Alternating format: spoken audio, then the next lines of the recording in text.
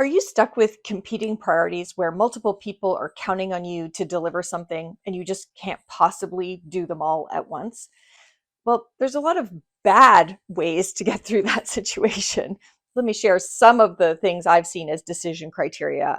Okay, well, let me do the one that came into my inbox first, or worse, let me just jump to the one that just came into my inbox and drop the one that came in first. Those are not good ways. Second, what I see all the time, I'm going to do the one that's attached to the person who's going to yell the loudest and be the scariest if I don't do it.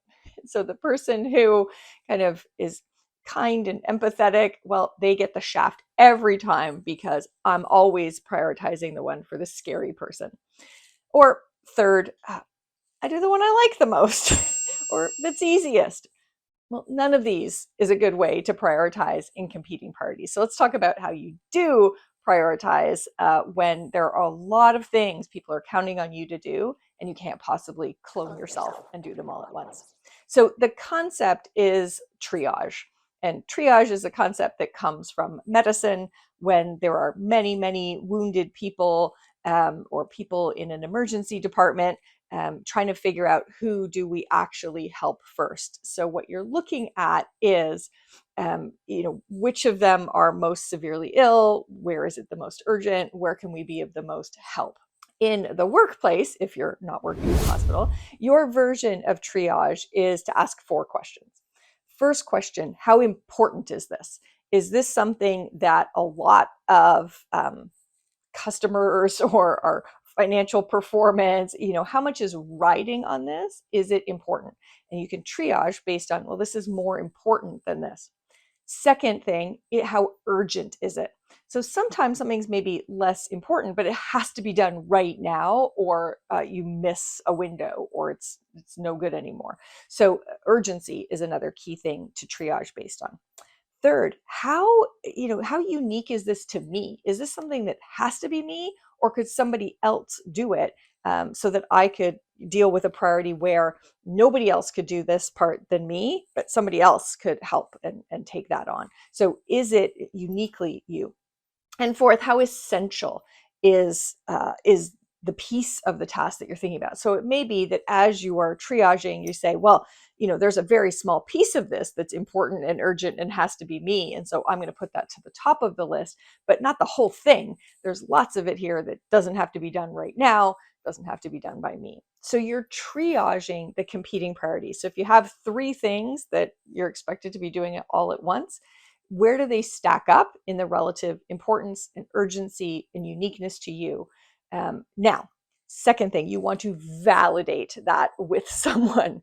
Now, it's possible that you have a lot of autonomy and you can just triage and off you go. But if there's any concerns that you might not have made the right call, that you might face consequences or get in trouble later for picking the wrong thing to put first, well, validating makes a ton of sense. So you can share the triage process with your boss. Okay, these 3 things have come in. They are all expected at the same time. Here's my sense based on importance and urgency and uniqueness to me. Here's my plan for what I'm going to do. Does that work for you? It still shows that you are accountable, you are being proactive, you're creating a plan, but it leaves a little room for your boss to go, no, don't do that, because my boss might get upset if you don't do this first. So it does leave some room for your manager to reprioritize along with you if it doesn't quite hit the mark the first time. Okay. Third, then communicate, because what's happening here is you've put something first, which means you've put something second and probably something third. And you don't want that to be a surprise to the people who were attached to the second and third priorities. Instead, and I know it's painful, I find a lot of people skip this step because they don't want the blowback, they don't want to disappoint somebody.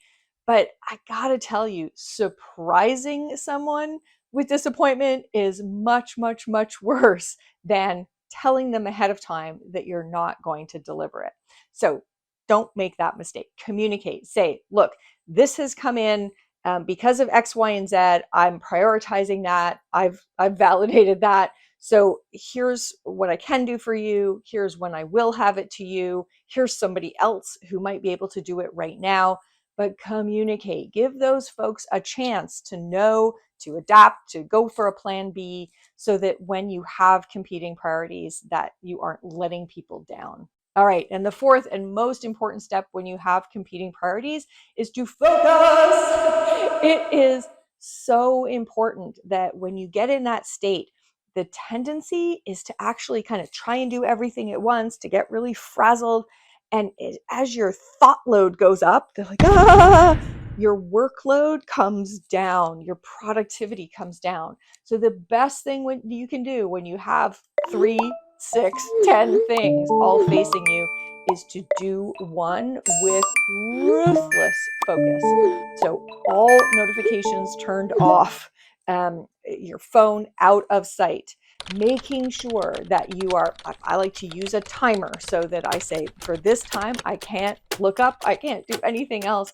So focusing to get that first priority done quickly, efficiently, is going to be the best way to get to priority 2 and priority 3. So when you have competing priorities, don't just do the one that seems like the scariest not to do.